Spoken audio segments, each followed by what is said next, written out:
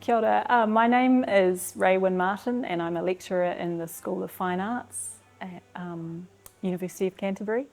This is the British Colour Council Dictionary of Colour. These were published between the 1930s and 1960s. This book opens up to show you a whole spectrum of colours that were collected and brought together as a standardised range of colours that could be used in art and design. The impact of this colour code system still has presence in our university life through the regalia, colour coding of the academic regalia that gets used for graduation ceremonies. The reason why it might be in the School of Art collection, library collection from that period, is that artists and designers would have been referring to standardised codes like this when they were ordering things like printing inks or even paper or cardstock, fabric or textile materials. So something like this coat or this jacket that I'm wearing was a New Zealand design jacket, probably made in the 1950s or 1960s. They were probably using a standardised colours system like this one. So the second book is a guide to the colours through their names.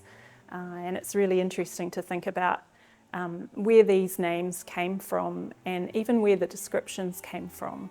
When we look at this catalogue of colours, this dictionary of colours, we can feel quite a disconnect because of the way they're named. So something like olive wood or shell pink, flamingo, post office red, Union Jack red, dreadnought grey, battleship grey. Those names all have time signatures, but they also have different associations of place which are more connected to the United Kingdom or Europe. And we don't necessarily have that connection now that our grandparents or great-grandparents might have had. One of the things I'm interested in about this book is that when I'm teaching first year painting or even second or third year painting, I'm thinking about how students can come to understand the visual languages that they're using. So I ask them to think about their own personal colour codes, where their understanding of colour comes from.